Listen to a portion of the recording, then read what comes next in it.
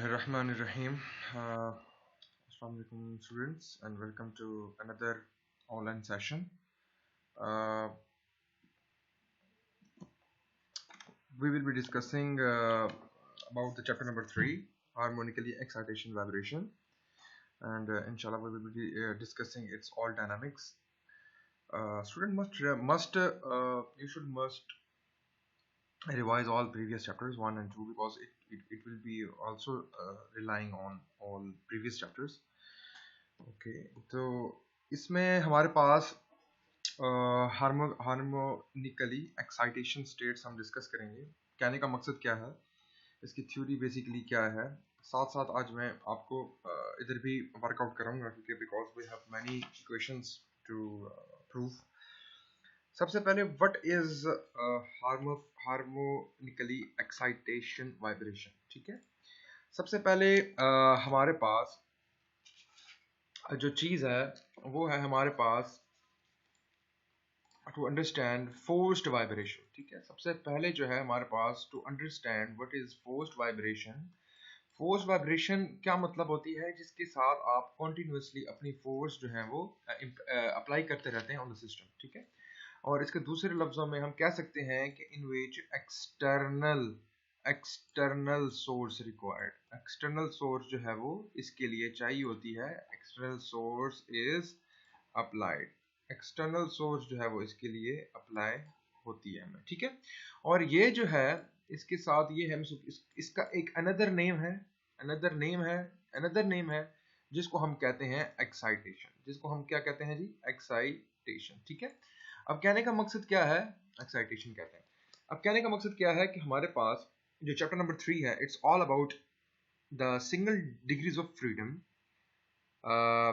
Cases, damping के cases. सबसे पहले हम अनडैम्प्ड केसेस डिस्कस करेंगे, फिर उसके बाद आगे चलेंगे डैम्पिंग के साथ। डैम्पिंग में फिर मुख्तलिफ क्राइटेरिया जो है वो डिस्कस करेंगे। लेकिन इस चैप्टर में जो मोस्ट इंपॉर्टेंट चीज है वो फ्री वाइब्रेशन इज नहीं, फ्री वाइब्रेशन नहीं है, अब फोर्स वाइब्रेशन है। फ्री वाइब्रेशन क्या होता है ना, एक दफा आपने लगा दिया बस छोड़ दिया, वो it tends to move on its on. लेकिन अब फोर्स वाइब्रेशन में आप कॉन्टिन्यूसली बार बार जो है वो उसके ऊपर फोर्सेस जो है वो लगाई रखेंगे सिस्टम के ऊपर। ठीक है, तो इसको आहिस्ता आहिस्ता इंशाल्लाह डिस्कस करते हैं। एक्साइटेशन का मतलब क्या होता है कि बार बार आप जो है ना वो फोर्स जो है वो अप्लाई कर रहे हैं ऑन द सिस्टम। ठीक है, और उसके मुताबिक जो है ना उसका वो रिस्पॉन्स देखा जाएगा। ठीक है, तो अब एक्साइटेशन जो है, एक्साइटेशन या फोर्स, ठीक है, एक्साइटेशन कहो या फोर्स कहो, वो जो है हमारे पास इट मे बी ये मे बी क्या हो सकते हैं, इट मे बी हार्मोनिक। ठीक है, it may be harmonic, it may be non harmonic. ठीक है, it may be non harmonic. ठीक है, और पीरियोडिक भी हो सकती है, और हमारे पास साथ है वो नॉन पीरियोडिक भी इसके अंदर हो सकती है। और इन सारे सिनेरियोज 1 2 3 4 इनके अलावा वो रैंडम भी हो सकती है। वो वाली किस फोर्स की बात कर रहे हैं, वो एक्साइटेशन फोर्स की बात कर रहे हैं जो अपने आपके सिस्टम के ऊपर लगेगा कॉन्टिन्यूसली, जो उसको डिस्टर्ब करता रहेगा कॉन्टिन्यूसली। ये उसकी बात हो रही है। वो हार्मोनिक भी हो सकती है, वो नॉन हार्मोनिक भी हो सकती है, वो पीरियोडिक भी हो सकती है, नॉन पीरियोडिक भी हो सकती है, और इवन के रैंडम भी हो सकती है। तो ये जो है हम वो डिस्कस करेंगे। सबसे पहले जो ये चैप्टर बेसिकली रिलाई करेगा वो करेगा दिस हार्मोनिक एक्साइटेशन के ऊपर ये बिलीव करेगा, हार्मोनिक एक्साइटेशन के ऊपर ये बिलीव करेगा। और हमारी जो डिस्कशन होगी, डिस्कशन हमारी जो अब फर्दर होगी, discussion will be of single degrees of freedom, SDE of single degrees of freedom with with किसके साथ, हार्मोनिक एक्साइटेशन। ठीक है, हम हार्मोनिक एक्साइटेशन के साथ इसको देखेंगे, और दोनों केसेस को देखेंगे, इन केस अनडैम्प्ड को भी देखेंगे और विद डैम्पिंग इफेक्ट को भी देखेंगे। तो ये हमारे पास ये जो चैप्टर है, this chapter is all about the harmonic excitation, जो कंटिन्यूअसली साथ साथ लगेगी। अच्छा, इसके अंदर इंपॉर्टेंट टर्म टू डिस्कस हम इंशाल्लाह अभी थोड़ी देर में करने लगे हैं, वो ये है कि रेजोनेंस का इफेक्ट। ठीक है, रेजोनेंस का इफेक्ट अब इसमें आएगा।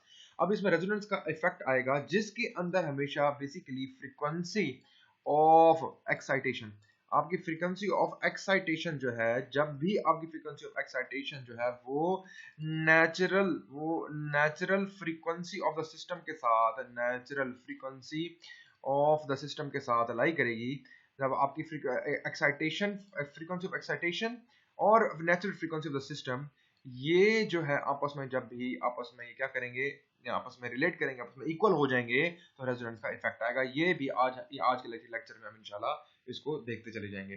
ठीक है, अब जो हार्मोनिकली एक्साइटेशन, ऐसी कुछ एग्जांपल्स होती हैं आपको वैसे जनरली, इट इज बेसिकली एक बॉडी है वो रोटेट कर रही है कॉन्टिन्यूसली, या एक लेथ मशीन है वो कॉन्टिन्यूसली वर्कआउट कर रही है, मोटर्स चल रही हैं। बेसिकली उसमें क्या है, मोटर के अंदर रोटेटिंग बॉडीज है, लेकिन अभी तो वो यूजुअली ये होता है कि उनको स्क्रूज के साथ जोड़ा हुआ होता है, तो basically they are the balanced, basically you can say that. लेकिन समटाइम्स ये होता है कि हम उसको प्रॉपर नहीं कर सकते, और आपने जो पुरानी मशीन्स होती हैं यूजुअली, जो जिनकी आइसोलेशंस भी टूट चुकी होती हैं, जिनके स्क्रूज भी बन के ढीले हो चुके होते हैं, उस पे कंटिन्यूअसली जो होती है वो कौन सी फोर्सेस लग रही होती है, वो एक्साइटेशंस लग रही होती हैं, वो हार्मोनिकली एक्साइटेशन लग रही होती हैं, जो कि एक एक एक खास जो है ना वो टाइम पीरियड के साथ वो मूव कर रही होती हैं। तो कहने का मकसद क्या है कि जब भी आप एक्साइटेशन फोर्स डिस्कस करेंगे, उसके अंदर हम हार्मोनिक होगी, नॉन हार्मोनिक होगी, पीरियोडिक होगी, नॉन पीरियोडिक होगी, या रैंडम होगी। लेकिन इस केस में हम हार्मोनिक सीक्वेंसेस डिस्कस कर रहे हैं, तो उसकी एग्जांपल नंबर 1 जो है, एग्जांपल नंबर 1 जो है वो हमारे पास अनबैलेंस्ड रोटेटिंग मशीन होगी, अनबैलेंस्ड रोटेटिंग मशीन होगी, अनबैलेंस्ड रोटेटिंग मशीन होगी। सेकंड नंबर में अगर इसको एग्जांपल कोट करूं, तो आपने फ्लूइड के अंदर पढ़ा होगा, वोर्टेक्सेस बनते हैं whenever you try to disturb the motion you flow, और वोर्टेक्स वो आपने बेसिकली मैं आपको प्रिसीजन में भी पढ़ाया था कि वो वोर्टेक्स जो होते हैं, वोर्टेक्स क्रिएट होते हैं जिसमें आपकी स्पीड ऑफ फ्लूइड को बेसिकली हम ट्रिगर कर रहे होते हैं, जिसमें आपके ओरिफिस प्लेट आपको पढ़ाई थी, वो वोर्टेक्स की एक हम बनवाए थे, जो आपको शायद याद होगा, अगर वो यहाँ से फ्लो अगर मूव कर रहा है इन दिस वे, तो हम यहाँ पे एक हर्डल क्रिएट करते थे, तो यहाँ पे आपकी इस तरह की जो है वो वोर्टेक्स प्रोड्यूस होना शुरू हो जाती थी। तो basically these are all harmonically आप एक्साइट कर रहे हैं उसको, चीजों को। ठीक है, ठीक है, तो ये बेसिकली जो थर्ड है हमारे पास एग्जांपल, वो है हमारे पास ऑटोमोबाइल की। अब ऑटोमोबाइल जो है, जब आप उसको किसी बम्पी रोड के ऊपर कॉन्टिन्यूसली मूव कर रहे होंगे, तो वो भी एक्साइटेशन में होगा कॉन्टिन्यूसली, उसका जो बॉडी होगी वो वर्टिकल मोशन के अंदर अप एंड डाउन मूव कर रही होगी, और वो भी बार बार एक्साइट कर रहे हैं आप उसकी मोशन को बार बार एक्साइट कर रहे हैं। तो these are all examples of harmonically excitation. ठीक है, अब कुछ हम अपने पुराने कंसेप्ट्स को रिवाइज करेंगे, और उसके बाद इंशाल्लाह जो है वो हम मूव करेंगे फर्दर। तो अब हम सबसे पहले हम क्या करते हैं जी, हम रिकॉल करते हैं अपने कुछ प्रीवियस टॉपिक्स।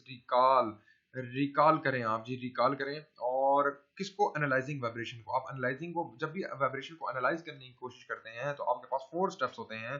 पहला स्टेप हमारे पास क्या था कि आप मॉडल करेंगे, एक मॉडल बनाएंगे, मैथमेटिकल मॉडल बनाएंगे, उसको सिस्टम ऑफ गवर्निंग इक्वेशंस फिर आप गवर्न करेंगे, और उसके बाद सॉल्यूशंस उसके निकालेंगे, और उसके बाद उसको एनालाइज करेंगे, whether it is displacement, whether it is velocity, acceleration, whatever the effects. ठीक है, तो इसके बाद हम इसमें अभी हैं स्टेप नंबर 2 में। जब भी हम सिस्टम ऑफ गवर्निंग इक्वेशन को मॉडल करने की कोशिश करते हैं, तब हमारे पास न्यूटन लॉज ऑफ मोशन होते हैं, इसी तरीके से डी एलम्बर्ट प्रिंसिपल होता है, इसी तरीके से हमारे पास law of conservation of energy principles होते हैं। तो ये जो होते हैं, ये इनके थ्रू जो है हम प्रोसीड करते हैं, आगे चलते हैं। तो अब इसके अंदर स्टेप 2 के अंदर मैं इधर लगाऊंगा Newton laws of motion. Newton laws of motion जो है मैं बनाऊंगा, मैं बताऊंगा आपको। और न्यूटन लॉज ऑफ मोशन के थ्रू में एक मेरे पास क्या है, बेसिकली एग्जांपल जो है वो मेरे पास वो ये है कि मेरे पास ये एक मैस स्प्रिंग सिस्टम है, वर्टिकली एक मेरे पास मैस स्प्रिंग सिस्टम है, this is my mass spring system.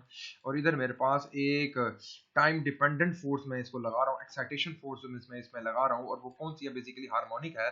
तो हार्मोनिक का जो इफेक्ट होता है,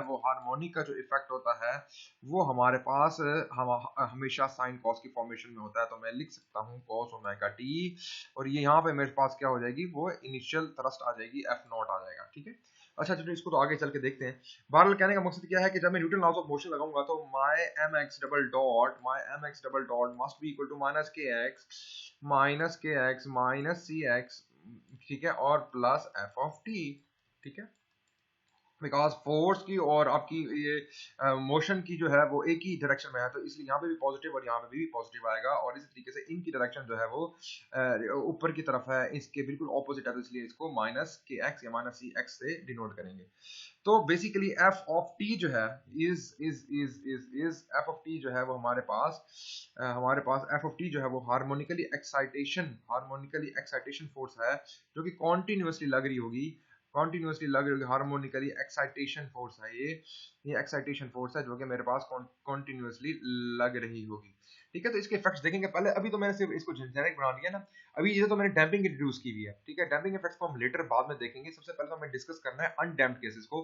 तो अनडैम्प्ड केसेस को इंशाल्लाह हम डिस्कस करते हैं और देखते हैं क्या चीजें हमारे पास होती हैं। लेकिन सबसे पहले ये मैंने बनाया इसलिए और इसको जो है ना एक्सप्लेन इसलिए कर रहा हूँ कि हमने बेसिकली जब ये एक मेरे पास एक वेट मिनट, एक डबल डॉट है यहाँ पे। ठीक है, ये कहने का मकसद क्या है कि यहाँ पे मेरे पास डबल डॉट, सॉरी ये बार स्किप हुआ था, ये डबल डॉट ही है। ठीक है, डबल डॉट। अच्छा, इसमें हमारे पास क्या है कि जब इस तरह की ये हमारे पास इक्वेशन जो है, this is ordinary differential equation ODEs जो है हमारे पास, लेकिन अब ये मेरे पास क्या है, basically it's basically non homogeneous, it's basically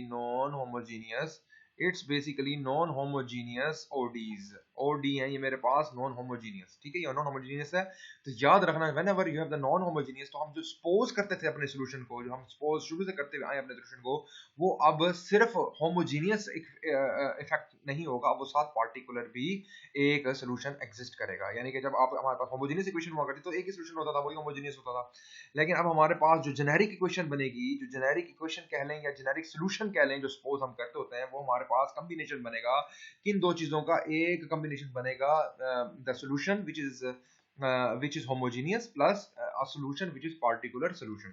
ठीक है, ये मैथ्स के प्रिंसिपल होते हैं, या मगर मैंने आपको बुक भी दी थी, आप उससे डिस्कस जरूर कीजिएगा, आप देखिएगा, क्रेजी की बुक है, मैंने आपको शेयर भी की हुई थी आप लोगों के साथ, तो उसमें देखिएगा कि whenever you have the different scenarios of ODEs, एक होमोजेनियस इफेक्ट होता है, एक नॉन होमोजेनियस इफेक्ट होता है। This is basically non homogeneous equation के साथ ये जो है हमारे पास उसका सॉल्यूशन जो हम सपोज किया करते थे वो एग्जिस्ट कर रहा होगा। ठीक है, इसको कहते हैं this is my homogeneous part, and this is my particular part, या होमोजेनियस सॉल्यूशन या पार्टिकुलर सॉल्यूशन। तो when ever you have the non homogeneous ODEs, उसका जो जेनेरिक सॉल्यूशन होगा will be combination of homogeneous and particular solution. ठीक है, बात आ रही है समझ के नहीं? ठीक है, तो इस तरह हम जो है वो अपनी चीजों को देखते चले जाते हैं। अच्छा, अब इसमें कुछ इंपॉर्टेंट कंसेप्ट्स हैं, वो हमने जरूर इसको ट्रिगर करना है ताकि आपको पता चलता रहे कि what is actually happening in harmonically excitation states. ठीक है, इसके अंदर हमारे पास क्या है, इसके अंदर हमारे पास जो दो रिस्पॉन्स हैं या दो सॉल्यूशंस आप कह लें, बेसिकली रिस्पॉन्स कह लें या सॉल्यूशंस कह लें, वो मेरे पास है एक जो होमोजेनियस पार्ट है, एच ऑफ टी, और एक जो है मेरे पास एक्स एक्स, ये सॉल्यूशंस है बेसिकली, इसलिए मैंने इसको फॉर्मेशन में लिख रहा हूँ। एक है मेरे पास होमोजेनियस और एक है हमारे पास पार्टिकुलर। ठीक है, तो ये बेसिकली डिस्प्लेसमेंट्स ही हैं। ठीक है, डिस्प्लेसमेंट्स है, लेकिन ये अब कोई कैरेक्टरिस्टिक्स इसकी कोई होनी चाहिए। ठीक है, तो अब जो ये होमोजेनियस पार्ट था, अगर मैं इस केस को सिंपल इस ग्राफ को अगर मैं डिस्कस करूं, तो आपने मेरे साथ साथ रहना है, these are all important concepts, साथ साथ रहना है कि ये बिकॉज क्योंकि मेरे पास ये जो चीज है, ये मैं अगर आपको ये दिखाऊं, तो ये देखें, इसमें मेरे पास ये सी था, दैट मींस डैम्पिंग इंट्रोड्यूस की हुई थी। तो डैम्पिंग के केस में मेरे पास जो homogeneous equation with damping effects of under damped, वो इस तरह की बन रही होती थी हमेशा। इसमें अंडर डैम्प का केस हम चलो डिस्कस कर लेते हैं पहले। ठीक है, तो ये हमारे पास सॉल्यूशन हुआ करता था।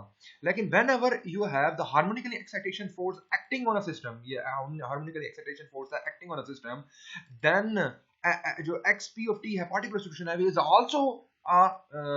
आल्सो हार्मोनिकली उसका सॉल्यूशन होगा, जो उधर से हार्मोनिकली है, इसका f of t वही हमारे पास इधर xp of t particular solution भी हार्मोनिक होगा।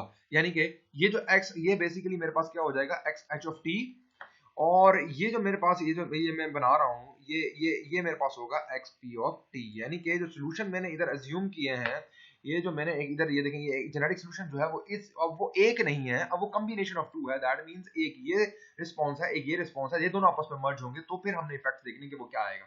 ठीक है, तो वो हमारे पास फिर जेनेरिक सॉल्यूशन बनेगा। ठीक है, ये जो है इफेक्ट है, this is because of the harmonically excitation. ठीक है, जो हम वो प्रोड्यूस कर रहे थे, तो उसकी वजह से ये जो पार्टिकुलर सॉल्यूशन होगा, दिस इज आल्सो हार्मोनिक। ठीक है। तो ये जो चीज है मेरे पास, ये तो वही डैम्पिंग इफेक्ट की वजह से है, और वो एच ऑफ टी है। अभी मैं डैम्पिंग इफेक्ट डिस्कस कर रहा हूँ, बाद में अनडैम्प्ड में तुम्हें दिखाऊंगा वो क्या है। अनडैम्प्ड केस में तो फिर ये बेसिकली इक्वलाइज ही हो जाएंगे ना, उसको देखते हैं वो बाद में क्या उसका सिस्टम बनता है। कभी ये जब भी हमारे पास होगा, इसको इसका दूसरा नाम जो होता है इसको कहते हैं ट्रांजिएंट रिस्पांस। ठीक है, मैंने आपको प्रेसियन में भी इस बात को डिस्कस किया था। ये हमारे पास ट्रांजिएंट रिस्पांस होता है in which this thing is actually dying away. ठीक है, ये डाइंग अवे हो रही होती है, ये डाइंग अवे हो रहा होता है विद इफेक्ट ऑफ डैम्पिंग। ठीक है, और ये जो पार्टिकुलर सोल्यूशन है दिस इज हार्मोनिक।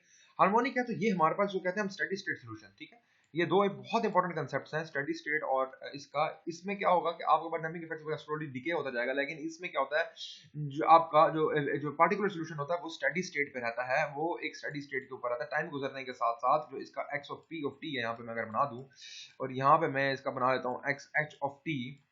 ठीक है, तो ये जो हमारे पास this is steady state response, this is transient response. ठीक है, तो ये हमारे पास दो केसेस जो है वो मैंने आपको इधर डिस्कस करके बता दिए हैं। याद रखना कि this is basically this is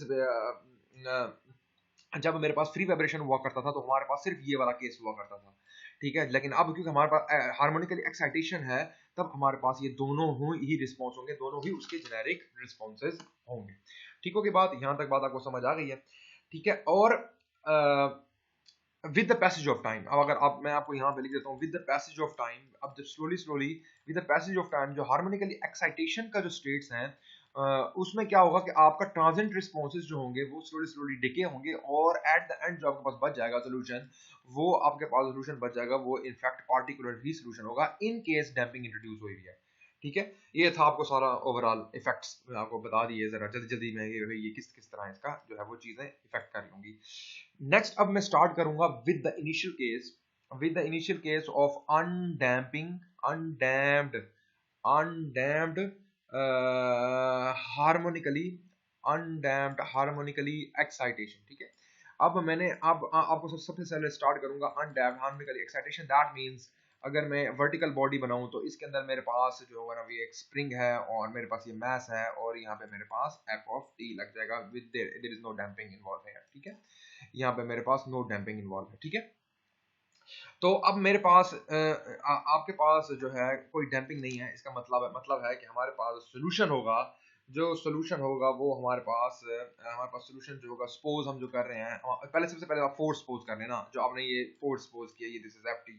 ठीक है, ये अब एफ टी जो होगी बेसिकली, जो एफ टी होगी मेरे पास वो basically F naught cos of omega T होगी।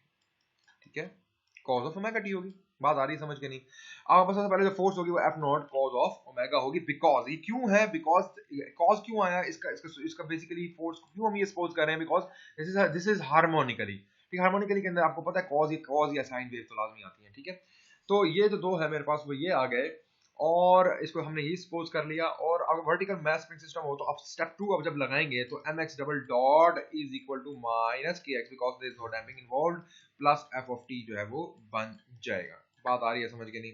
ठीक है, तो अब मेरे पास ये चीज इक्वेशन बन गई, और एफ टी को अब आपने क्या करना है, f double dot is equal to minus kx plus f naught cos of omega t. ठीक है, बात समझ आ गई कि नहीं? F naught cos of omega t यहाँ से बन जाएगा। ठीक है बात, तो ये जो है हमारे पास इसको हमने सिर्फ इसके अंदर सब्स्टिट्यूट कर दिया। ठीक है, अब बात ये है कि as this equation is OD and non homogeneous, which has both the effects of homogeneous part and particular solution. ठीक है, तो होमोजेनियस पार्ट जो होगा उसका तो वही होगा, c simple x of h of T.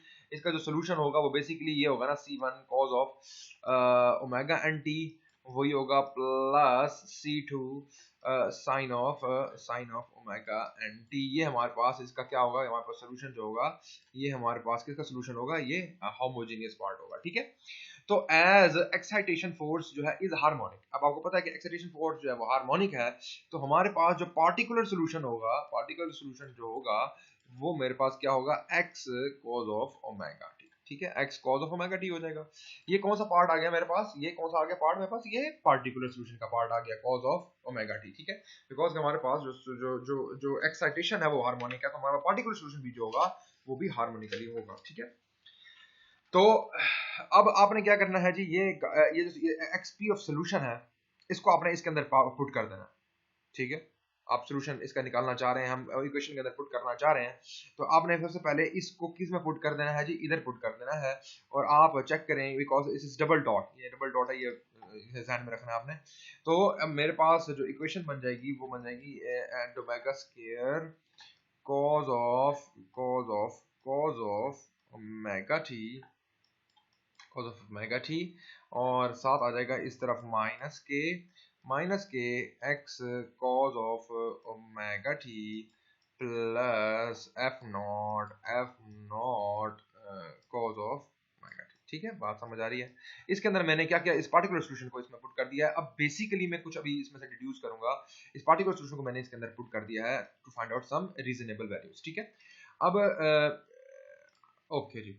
अच्छा, अब मेरे पास ये आ जाएगा, इसको मैं अंदर पुट कर दूंगा। मैं सिर्फ सिंपलीफाई कर रहा हूँ, कुछ नहीं कर रहा। cos of omega t minus minus minus minus minus m x omega square omega का square cos of omega t और plus is equal to f naught. ये देखिएगा, आप सिंप्लीफाई कीजिएगा, आपको भी जो है ना वो समझ आ रही होगी किस तरह। ठीक है, अब इसको आपने क्या करना है, इसमें से आपने x cos of omega T जो है वो कॉमन ले लेना है। x ओमेगा टी कॉमन ले लेंगे, ओमेगा टी कॉमन ले लें, और अंदर जो बच जाएगा वो बच जाएगा k माइनस m। ठीक है जी, ओमेगा का स्क्वायर एम ओमेगा स्क्वायर, और इस तरफ बच जाएगा मेरे पास एफ नॉट। ठीक है जी, cos ऑफ ओमेगा और साथ टी। ठीक है, अब आपने क्या करना है, ये यहाँ से कैंसिल आउट हो जाएगा, तो हमारे पास जो इक्वेशन बच जाएगी वो बच जाएगी x is equal to f naught over k minus m omega square. ठीक है, ये m है। ठीक है, ये आ जाएगी मेरे पास, हमारे पास इक्वेशन बच जाएगी ये एफ नॉट है, F naught over x of के ओवर एम ओमेगा स्क्वायर। इसको मजीद सिंप्लीफाई कर लें आप। ठीक है, और आप इसमें से के कॉमन ले लें, नीचे के कॉमन लेंगे तो ये बन जाता है जी एफ नॉट ओवर के कॉमन ले लिया, 1 माइनस एम ओमेगा का स्केयर ओवर के। ठीक है, और इसके बाद अच्छा, इसमें एक इंपॉर्टेंट बात है, अब जब ये जो एफ नॉट है ना, बेसिकली जो इनिशियल फोर्स है, ये हमारे पास स्टैटिक है। ठीक है, इसको हमने एज्यूम करना है कि this is static, is not dynamic. तो एफ नॉट जो है वो मेरे पास बन जाता है के static force T because of spring. ठीक है, स्प्रिंग की वजह से है, तो हमारे पास जो फोर्स है वो हमारे पास इस तरह करके बन जाएगी। ठीक है, अब आपने क्या करना है, वैल्यूज यहाँ पुट कर दें, तो x जो होगा वो हमारे पास अब के नीचे वाले से कैंसिल आउट हो जाएगा, तो del s t over 1 minus m omega का स्केयर ओवर जो के है वो मेरे पास जनरेट हो जाएगा। ठीक है, बात समझ आ रही है कि नहीं आ रही? अच्छा, अब इसके अंदर क्या करना है हमने, क्या करना है कि आपको पता है, आपको ऑलरेडी ये बात का पता है। मैं इधर आगे लिख देता हूँ, as you already know that omega n जो नेचुरल फ्रीक्वेंसी होती है वो मेरे पास होती है के ओवर एम, मेरे पास होती है जी के ओवर एम का अंडर रूट, ऐसे ही है। तो ओमेगा एन स्केयर अगर मैं करूं, और इधर मेरे पास रह जाएगा के ओवर एम, इधर मेरे पास क्या रह जाएगा जी के ओवर एम, और 1 ओवर ओमेगा एन का स्केयर जो है वो मेरे पास बन जाएगा इधर m ओवर k। अब m ओवर k जो है वो डायरेक्टली आपने किस में पुट कर देना है, आपने इसके अंदर पुट कर देना है, ये इसमें पुट कर देना है, सॉरी, आपने m ओवर k जो है वो m ओवर k इधर पुट कर देना है। तो आपके पास जो इक्वेशन बन जाएगी वो आपके पास बन जाएगी जी x is equal to del static. ठीक है, उसमें डेल स्टैटिक आ जाएगा 1 minus omega over omega n का स्क्वायर। ठीक है, ये आपके पास इक्वेशन बन जाएगी। अब असल कहानी जी स्टार्ट होती है यहाँ से। ठीक है, अब इसके अंदर सोल्यूशन है मेरा, एक्चुअल सोल्यूशन है वो मेरे पास बन जाएगा x ऑफ t। आप बुक में से देख लीजिएगा, काफी बड़ा है, यहाँ पे मैं राइट डाउन कर देता हूँ वैसे, ये omega n t plus c two omega n t plus f naught over k minus m omega का स्केयर और कॉस ऑफ ओमेगा टी। ठीक है, ये बन जाएगा।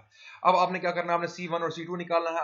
इनिशियल कंडीशन पुट कर देंगे, इनिशियल कंडीशन पुट कर दें, आप x of t is equal to 0 आप पुट करेंगे तो आपके पास x t is equal to 0 के ऊपर आप पुट करेंगे तो आपके पास बन जाएगा x नॉट।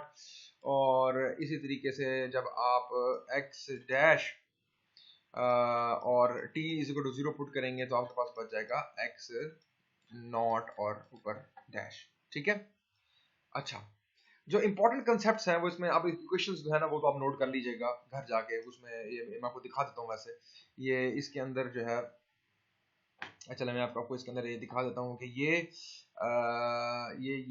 ये हमारे पास जो है, ये हमने इस तरह इसको फाइंड आउट कर लिया है और ये हमारे पास इसका जेनेरिक सोल्यूशन आ गया। अब जो इंपॉर्टेंट चीज टू अंडरस्टैंड है वो मैं आपको सबसे पहले इधर एक्सप्लेन कर देता हूँ ताकि हमारे पास, क्योंकि बिकॉज ऑनलाइन में थोड़ा टाइम भी जरा शॉर्ट होता है, फिर हम इसको इंशाल्लाह डिस्कस भी करेंगे। ठीक है। द थिंग, अब क्या किया है, जो इंपॉर्टेंट चीज है डिस्कस करने के लिए वो है जी आपके पास del s t over 1 minus omega over omega n. ठीक है जी, ओमेगा एन का स्केयर। अब ये जो चीजें है ना, ये इसमें थोड़ी सी इंपॉर्टेंट चीज है वो डिस्कस करने वाली ये है कि हमने इसको नीचे ले जाना है, x, ये x ओवर ये डेल एस टी, ये is equal to 1 over 1 minus omega over omega n का स्केयर। ठीक है जी, बात आ गई, समझ आ गई, ओमेगा है ये। ठीक है, ओमेगा ओवर ओमेगा एन का स्केयर। अब जो इसमें इंपॉर्टेंट चीज है वो ये है कि ये जो x over del s t है, ये बेसिकली क्या है, ये मेरे पास डायनामिक, ये ऊपर वाली चीज जो है ये डायनामिक है, नीचे वाली चीज क्या है जी स्टैटिक। ये दोनों क्या है basically, these both are the amplitudes of the disturbance. Disturbance है बेसिकली, ये एम्पलीट्यूड्स है उसके। ठीक है, ये किसका है जी, ये डायनामिक का है, अगेन मैं ये कह रहा हूं, और ये मेरे पास स्टैटिक का है। तो इसकी जो रेशियो है ना, इसको कहते हैं मैग्निफिकेशन फैक्टर। ठीक है, ये जो है इसको कहते हैं मैग्निफिकेशन फैक्टर या एम्पलीट्यूड रेशियो या एम्पलीट्यूड फैक्टर। ठीक है, ये x over dynamic to static, ये हमारे पास इसको कहते हैं मैग्निफिकेशन फैक्टर। और ये जो मैग्निफिकेशन फैक्टर है वो इस w ओवर और wn पे काफी ज्यादा रिलेट करेगा, w ओवर wn पे बहुत ज्यादा रिलेट करेगा। और w ओवर wn क्या है, w जो है this is basically the frequency of the excitation. दोबारा बता रहा हूं, the frequency of the excitation, forcing frequency भी जिसको कहते हैं, और ये है मेरे पास natural frequency. Now this is the most important concept कि भाई W ओवर WN जो है, ये रेशियो जो है ये plays a important role in the magnification factor. Magnification factor मतलब कहने का क्या है कि अगर W ओवर WN जो है मेरे पास, चले मैं इसकी इसकी इसकी इसकी डायनामिक्स जरा एक मिनट जरा इसको इसको रुक जाए। अब मैं इन अगर इसका और इसका आपस में ग्राफ बनाया जाए ना, अगर इसका और इसका आपस में ग्राफ बनाया जाए तो मेरे पास यहाँ पे है जी 1, तो आपका जो ग्राफ आता है ना वो आता है ऐसे और x ऐसे। यहाँ पे हमारे पास जाएगा ना, वो जाएगा जी amplification factor del s t. ठीक है, और इस तरफ जो है इस x वाले में, x कह रहे हैं कहने वैसे, इसमें हमने w ओवर WN लेना है। ठीक है, w ओवर WN। ठीक है, w ओवर WN इसमें हमने लेना है। ठीक है, तो ये जो है ना, ये इस तरह ग्राफ देखना है। अब जल्दी जल्दी इसके जो इंपॉर्टेंट कंसेप्ट है वो ये है कि if w over WN is like 0 से 1 तक है, अगर 0 से 1 तक है, केस 1 में अगर मैं डिस्कस कर रहा हूं, अगर मेरे पास W ओवर WN जो है, अगर मैं W ओवर WN जो है वो 1 के बीच में है, ठीक है, 0 और 1 के बीच में है, that means x over del s t यानी डायनामिक टू स्टैटिक रेशियो जो है वो पॉजिटिव है। पॉजिटिव का मतलब क्या होता है कि आप का जो दो सोल्यूशन है बेसिकली, जो पार्टिकुलर सोल्यूशन है, बेसिकली पार्टिकुलर सोल्यूशन जो है वो plays an important part, because ये पार्टिकुलर सोल्यूशन से ही हमने निकाला है ना। तो particular solution xp of t जो है वो आपका, और जो आपका और आपकी जो एक्साइटेशन फोर्स है बेसिकली, ठीक है, जो एक्साइटेशन फोर्स है और जो आपका पार्टिकुलर सोल्यूशन है वो जो है वो बेसिकली क्या हो गए हैं, वो आपस में इन फेज हैं। उनकी दोनों का अगर आप ग्राफ बनाएं तो वो एक दूसरे के इन फेज हैं, यानी कि एक अगर ऐसे ग्राफ है, बस ऐसा नहीं हुआ ये साइन का बन गया because it's cause assumption, it's a cause assumption. तो इट्स अ कॉज अजम्पशन, तो इसको मैं अगर काट दूं तो मेरे पास ऐसे होगा, ये होगा मेरे पास, किसका होगा, ये x, P of t, यानी कि जो जो जो जो मेरे पास सोल्यूशन बन रहा है P of t का, ठीक है। और जो मेरे पास एक्साइटेशन फोर्स है वो दोनों की वो क्या होंगे, वो सॉरी ये एक मिनट, ये वो दोनों क्या होंगे, वो इन फेज होंगे, ठीक है, वो इन फेज होंगे, दोनों जो होंगे वो इन फेज होंगे, ठीक है। अब जो है वो मेरे पास अगर, ठीक है, अगर जो है वो मेरे पास अगर जो है वो मेरे पास नेक्स्ट केस है वो ये है कि अगर नेक्स्ट केस जो है वो मेरे पास ये है कि W ओवर डब्ल्यू एन जो है, अब जो W ओवर डब्ल्यू एन है मेरे पास, अगर वो क्या हो जाए जी 1 से बढ़ जाए, अगर वो 1 से बढ़ जाता है, अगर ये 1 से बढ़ जाता है, अच्छा चलो इसको दूसरे लफ्जों में देखते हैं, अगर ये 1 के बीच में रहेगा दैट मींस डब्ल्यू एन जो है वो मेरे पास ज्यादा है, और ये मैं पहले केस को दोबारा जरा एक्सप्लेन कर रहा हूँ इन दोनों का आपस में रिलेशन देखना दिखाने के लिए। अगर W जो है वो अगर ये फर्स्ट केस है W, ये 0 W और WN जो है 1 के बीच में, दैट मींस योर डिनोमिनेटर यानी कि WN जो है वो बड़ा है, ठीक है, और ये जो फ्रीक्वेंसी अभी कम है। अब जब 1 से बड़ा हो गया दैट मींस जो आपकी फ्रीक्वेंसी जो आपने एक्साइटेशन करना शुरू कर दी ना, वो आपने अब नेचुरल फ्रीक्वेंसी तो बहुत बढ़ा दी है, ठीक है, वो आपने नेचुरल फ्रीक्वेंसी बहुत बढ़ा चुके हैं, दैट मींस अब 1 से बड़ी वैल्यू होगी, बड़ी वैल्यू होगी ना, 1 से बड़ी वैल्यू होगी, तो 1 से अगर बड़ी वैल्यू होगी और W की वैल्यू जो है वो ग्रेटर है बेसिकली WN से, तो ही आपके 1 से आप बढ़ जाएंगे ना, तो फिर क्या होगा, ये नेगेटिव होना शुरू हो जाएगा, यानी कि आउट ऑफ फेज बेसिकली होना शुरू हो जाएंगे क्या, आपका पार्टिकुलर सोल्यूशन और कौन सी फोर्स फ्रीक्वेंसी जो है, जो एक्साइटेशन फोर्स फ्रीक्वेंसी जो है, और उसका ग्राफ जो है वो हमारे पास कैसे आना शुरू कर देगा। आपका जो ग्राफ होगा वो आपके पास एक, अगर ये पार्टिकुलर सोल्यूशन आ रहा है तो ये ना जल्दी में इस तरह बन रहे हैं, ठीक है, ये है बेसिकली जो है ना वो ये ऐसे ऐसे प्रॉपर है ऊपर नीचे, यानी कि जितना पॉजिटिव ऊपर पीक है उतनी नेगेटिव नीचे है, ठीक है। तो ये जो होगा वो हमारे पास ये ऐसे बन जाएगा out of phase 180 out of phase, ये देखें यहाँ पे 180 आउट ऑफ फेज है, यहाँ शुरू कर रहा है तो एग्जैक्टली यहाँ शुरू कर रहा है, तो 180 आउट ऑफ फेज होगा इन केस मेरे पास सेकंड जो है ना वो केस है, यानी कि 1 से वो जो है ना 1 से वो बड़ा है, ठीक है, 1 से जो है ना वो बड़ा है मेरे पास ना, ठीक है, तो वो वाला केस होगा मेरे पास, ठीक है, जैसे ये है ना, ये वाला केस है जिसमें आउट ऑफ फेज हो जाएंगे, ठीक है। और ये हमारे पास है। अब केस 3 जो है ना मेरे पास, केस 3 इज वेरी इंपॉर्टेंट, जिसमें W ओवर डब्ल्यू एन जो है वो 1 के इक्वल आ गया, यानी कि आपकी जो फोर्स फ्रीक्वेंसी और नेचुरल फ्रीक्वेंसी दोनों 1 के इक्वल आ गए, दैट मींस 1 - 1 = 0, तो वो इनिशियल चीज ये 0 हो जाएगी और टोटल सम जो होगा मैग्नीफिक फैक्टर जो होगा वो इन्फिनिटी हो जाएगा। That is the case of resonance. Actually, that is the case of resonance, जिसके अंदर आपकी force frequency and the natural frequency of the system will coincide करेंगे, और उसकी वजह से और उसकी वजह से जो आपका रिस्पॉन्स होगा with the effect of time, जो आपका सोल्यूशन जनरल सोल्यूशन जो है पार्टिकुलर सोल्यूशन कह लें, तो वो जो है मेरे पास वो शुरू में अगर कम आ रहा है, ऐसे ऐसे आ रहा है, तो with the passage of time जब वो 1 हो जाएगा तो इसका एम्पलीट्यूड जो होगा वो इंक्रीज कर जाएगा, और दिस इज द रेजोनेंस, इसको रेजोनेंस कहा जाता है। Whenever your W is equal to W1, तो हमारे पास जो रिस्पॉन्स आएगा that will be the resonance actually.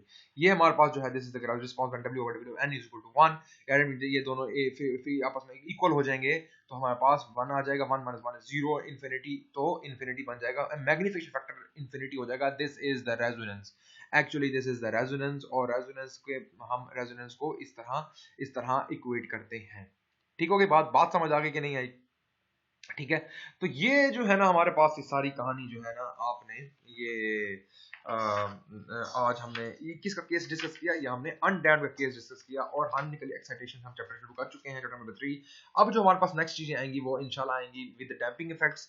ये जो हमने देख लिया कि actually how resonance occurs in undamped cases, जिसमें आपकी डैम्पिंग इंट्रोड्यूस नहीं हो या रेजोनेंस प्रोड्यूस होगी, जो कि very very very big phenomena of vibration or omega, and that's why it plays very important part in calculating the magnification factor. ठीक है, तो this is all about today's lecture. Inshallah next lecture में we will be discussing more of harmonically excitation with damping effects. तो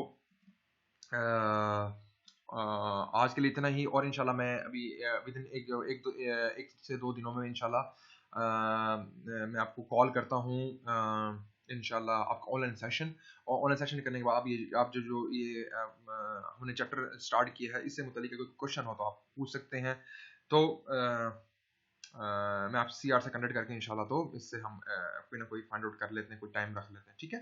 तो आप questions अपने right out कर लें और आप साथ साथ स्मूथली चलें और साथ साथ प्रूव कर लिया करें, बिकॉज ये मेरी बड़ी बड़ी जो क्वेश्चंस होती हैं मैं यहाँ पे लिखना जरा इट्स डिफिकल्ट, आप वहाँ पे कर लेंगे तो मेरे लिए जरा थोड़ी सी लिटिल आसानी हो जाएगी।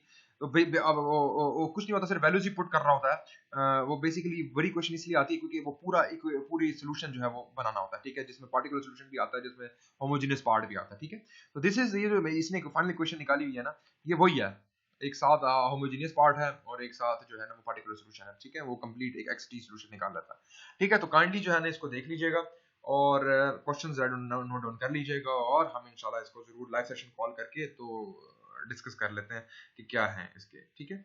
तो all for now, thank you.